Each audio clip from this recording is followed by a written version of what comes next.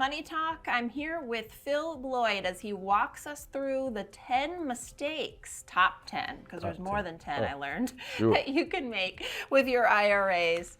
And we're going to roll through some more here. Let's go. Our viewers are wondering, this one's interesting because we talk a lot about tax implications on this show, and number 3 is not accounting for tax implications of traditional IRAs. Right. So we talked about traditional and Roth. That's two separate things. So on this one, we're going to talk about most of the people that I'm seeing right now are still in the traditional format of an IRA. So they're not accounting for it. When that dollar comes out, it's taxed as ordinary income. Yes. And if you're receiving Social Security, that can be a problem. Medicare, that could be a problem. So one of the big mistakes is people don't consider, hey, when I take this out, it's just like I was working again, you know, it's ordinary income. Right. And, you know, it might take them a tax return or two to kind of figure that out. So we always want to look at that tax return. We want to look at the distributions from the IRAs and how that's going to affect you. Okay. So that's number 3.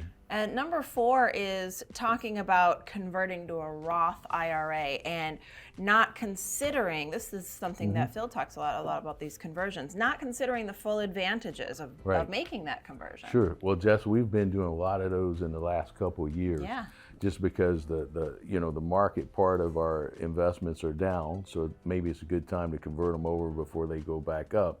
But we do it a little differently. You know, we look at when a stock moves up, we kind of look at the day before value and convert over at that. So we can really be almost like a surgeon, just pinpoint on how we're doing our conversions. Most people I know, most advisors, they don't take that, you know, that surgical approach to conversions. They're just kind of shotgunning it, you know, wide target. And I'm like, I like to hone in on that. Your strategies are just so incredible. Look at the advantages of converting from traditional IRA to Roth now. Compare it to your tax brackets.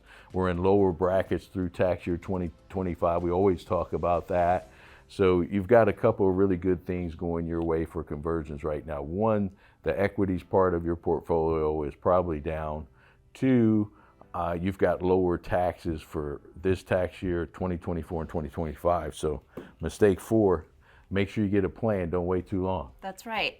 God, we could do a whole episode on that, on that topic right there, because it's so interesting how now is such a good time to make those conversions. A big takeaway I've learned from you, Phil. And then there's the timing of it, right? And that's really what I was just talking about. Is now is a good time. Yeah, we talked about the timing. So, you know, most people, be careful. It's like, well, I want to do a Roth conversion. Well, I've got $250,000 in my IRA. I'll just convert it over. Would you like to pay an extra $250,000 taxable this year? No. Probably not. So you want to break that down into smaller bite sizes. What I typically do is I'll get a target from a client. A client might say, this year my target is to convert over $50,000 taxable.